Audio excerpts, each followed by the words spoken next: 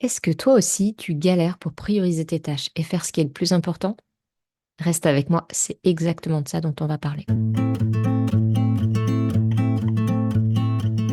Bienvenue dans la Timonerie, le podcast où on parle gestion du temps, organisation et productivité pour les entrepreneurs soucieuses de leur écologie personnelle.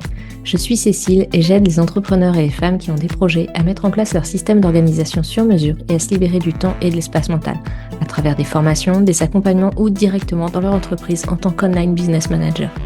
La timonerie sur un bateau, c'est le lieu qui abrite les instruments et appareils de navigation. Et ce que je veux avec ce podcast, c'est te donner des outils, conseils et partage d'expériences concrets pour avancer efficacement et sereinement vers tes objectifs, tout en respectant tes aspirations et ton mode de fonctionnement, loin des contraintes et des règles du jeu imposées par les injonctions extérieures.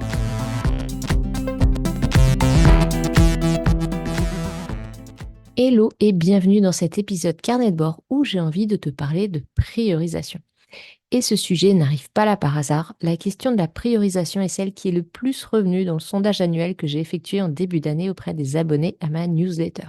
Si tu ne fais pas partie de la team qui reçoit mes conseils, des avant-premières, quelques infos backstage et des images drôles directement dans ta boîte aux lettres, rejoins-la vite, je te mets un lien en description. Bref, prioriser est indispensable pour bien s'organiser, mais c'est pas toujours facile au quotidien parce qu'on se fait bousculer par toutes ces tâches, ces idées, les imprévus et les urgences. Alors face au quotidien et parfois une forte tendance à procrastiner, tout semble important et urgent. Donc c'est même pas la peine de penser qu'une simple matrice d'Eisenhower va permettre de résoudre ce problème. Du coup, on fait quoi? Eh bien déjà, on se rappelle pourquoi c'est important justement de prioriser. Choisir ce que tu vas faire en priorité, c'est ce qui va te permettre de faire avancer les projets qui te tiennent le plus à cœur ou qui sont vraiment le plus importants à tes yeux. C'est ce qui va te permettre également d'atteindre tes objectifs, d'être aussi plus focus, plus concentré et donc plus efficace. De faire face aux inévitables imprévus sans devoir subir le stress et rogner sur ton temps libre pour pouvoir faire ce que tu devais faire.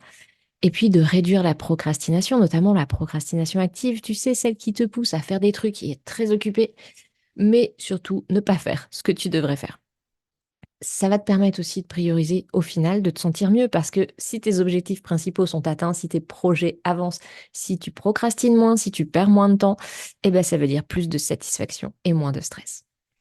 Convaincu? Bon, je crois que tout le monde l'est. Et pourtant, au quotidien, on se fait manger par l'urgent, par la to-do list qui s'allonge, les tâches récurrentes. À ne pas oublier, d'ailleurs, je te renvoie à l'épisode où j'en parle si tu veux savoir comment mieux les gérer. Prioriser, c'est choisir ce qu'on va faire en premier, ce qui doit être fait selon nos critères et pas selon ce que la vie va nous imposer. Parce que oui, si tu ne priorises rien, t'inquiète pas que les événements et les autres humains autour de toi vont t'imposer leur choix. Donc l'étape préalable à toute priorisation, c'est de définir ce qui est important pour toi. Ce qui passe par d'abord avoir ton ou tes objectifs en tête. Je te renvoie aux 2 épisodes sur comment se poser de bons objectifs si tu ne maîtrises pas encore cet art délicat. Je te mets les liens en description. Par exemple, tu pourrais avoir comme objectif prioritaire, je veux avoir 1500 abonnés supplémentaires à ma newsletter d'ici 3 mois. Admettons. Bon, voilà, tu as un objectif, tu sais où tu veux aller, à quoi ça va ressembler concrètement. Alors passe aux actions maintenant. Étape numéro 2, une fois que tu as bien revu quels étaient ton ou tes objectifs, eh ben, quelles sont les actions ou les projets qui vont aider à avancer vers ces objectifs? Par exemple, pour gagner 1500 nouveaux abonnés à ma newsletter, je vais faire la promotion d'un lead magnet sur un nouveau réseau social et auprès de communautés existantes déjà. Bon, il y a au moins 2 projets là, hein. Un nouveau réseau social et des communautés qui existent déjà. Chacun de ces projets ayant un certain nombre d'actions. Pour le peu que j'ai pas déjà créé ce lead magnet, ça me fait même 3 projets. Donc dans tous ces projets et les actions qui les composent, qu'est-ce qui répond à la loi de Pareto? C'est-à-dire, qu'est-ce qui va t'amener le plus de résultats par rapport à l'effort déployé? Qu'est-ce qui est le plus rentable, entre guillemets? Je te renvoie à l'épisode sur la loi de Pareto pour plus de détails. A priori, là, dans l'exemple que j'ai donné, faire la promotion d'un lead magnet auprès de communautés qui existent déjà va amener plus d'inscrits pour le même niveau d'effort, en tout cas en termes de création de contenu, que de créer une communauté sur un nouveau réseau social. Parce que ça va demander dans ce cas-là de créer la communauté, de l'animer régulièrement et ensuite de faire venir les gens qui sont là vers le lead magnet. Alors que la création de communauté et l'animation est déjà faite si je vais parler de mon lead magnet chez quelqu'un d'autre. J'ai donc identifié le projet prioritaire. Aller parler du lead magnet en admettant qu'il soit fait, sinon ça va être ça la priorité, bien sûr, chez quelqu'un d'autre. Bien entendu, si c'est un projet, on va le découper en tâches. Et si tu galères avec les projets, notamment leur découpage, je te mets dans la description un lien vers un contenu qui t'explique comment éviter les 6 erreurs qui t'empêchent d'aller au bout de tes projets. Admettons donc que tu aies identifié les tâches les plus efficaces à faire pour avancer vers ton objectif. Maintenant, et seulement maintenant, tu vas pouvoir dégainer, si tu le souhaites, ta matrice d'Eisenhower. Tu connais probablement la matrice d'Eisenhower, hein. C'est le fait, tu prends une feuille, tu traces 2 axes au milieu, un vertical, un horizontal, l'urgence d'un côté, l'importance de l'autre, et tu as donc 4 cases. Une case où tu vas mettre les tâches qui sont urgentes et importantes, c'est ça que tu vas faire en priorité, et du coup celles qui sont le plus au bout de l'axe, le plus urgent, le plus important en premier forcément. Une autre case où tu as urgent et pas important, ça tu délègues. Pas urgent mais important, tu planifies de le faire avant que ça devienne urgent. Pas urgent et pas important, et ben tu le dégages de ta to-do list pour toujours. Un truc qu'on oublie souvent quand on se prend un peu la tête sur la matrice d'Eisenhower, déjà on n'est pas obligé de la tracer, hein, ça peut se faire assez instinctivement si t'as pas 1001 tâches, mais ça peut être pratique de le faire si tu veux y voir clair et que c'est vraiment très brouillon dans ta tête. Bon, un truc qu'on oublie souvent en tout cas, c'est que important, ça sous-entend important que ce soit moi qui le fasse. Par exemple, dans le cadre du projet qu'on aura identifié, là, aller parler de mon lead magnet chez quelqu'un d'autre, répondre à une interview dans un gros podcast où tu aurais l'occasion de parler de ton lead magnet. C'est important que ce soit toi qui le fasses parce que c'est ton image, c'est ton entreprise, c'est ton lead magnet, c'est toi qu'on vient, c'est ton expertise, c'est toi qu'on vient interroger. Donc là, c'est important. Par contre, mettre en ligne toute la technique de téléchargement de ce lead magnet, peut-être que c'est important que ce soit fait, c'est même incontournable, mais c'est pas important que ce soit toi qui le fasses. Après, bien entendu, si tu peux pas déléguer, bah là, ça devient important de le faire toi-même. Mais garde bien en tête, en tout cas pour toutes les tâches, qui est l'urgent, c'est urgent pour toi, et important, c'est important que ce soit toi qui le fasses. Donc pour résumer, tu dois commencer par ton ou tes objectifs, identifier ce qui doit être fait pour avancer le plus efficacement possible vers eux, hein, Pareto 80-20, et parmi tout ça, qu'est-ce qui est vraiment urgent? Parce que là, il faut le faire tout de suite, même si après on va essayer de planifier pour éviter de faire les choses dans l'urgence, et qu'est-ce qui est vraiment important que ce soit toi qui t'y colle. Et après, après, il n'y a plus qu'à le faire en premier. C'est un peu la définition même de prioriser, en fait. Sauf qu'au quotidien, tu sais bien que c'est pas parce que tu as identifié ce qui était à faire en premier que tu le fais vraiment, et encore moins en premier. Alors, il existe plein de méthodes possibles, hein, pour t'organiser. J'en partage d'ailleurs dans ce podcast et sur mon blog. Et si tu cherches sur Internet des méthodes de priorisation, tu vas en retrouver un certain nombre du type la matrice d'Eisenhower dont on a parlé, les méthodes ABCDE qui consistent à mettre des notes par ordre d'importance sous forme de lettres à tes tâches et faire que les A et B, donc en fait que ce qui est important. Ou la méthode Moscow, Moscow, qui est grosso modo le même principe, mais avec d'autres lettres, qui vont classer les tâches essentielles, impossibles à programmer, jusqu'aux idées qui peuvent être mises de côté, qui sont les W.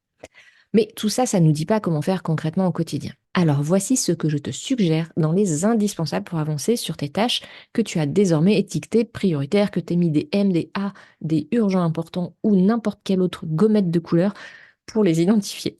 Déjà, première chose, prends le temps de t'organiser. Déjà, tu dois avoir fait le travail d'identification des tâches prioritaires, donc c'est une première étape d'organisation, ça. Puis prendre un deuxième temps pour les planifier plutôt que de les subir quand elles arriveront au stade urgent. Donc, tu as les tâches. Quand vas-tu les faire? Si tu ne sais pas comment planifier, je te renvoie à l'épisode Pourquoi et comment planifier sa semaine. Tu peux bien entendu utiliser un outil de planification papier ou informatique parce que ces tâches, tu vas pas t'en souvenir dans ton cerveau. Épargne-toi ça. Personnellement, j'utilise Notion, bien sûr, mon outil chouchou. J'ajoute un tag sur mes projets prioritaires.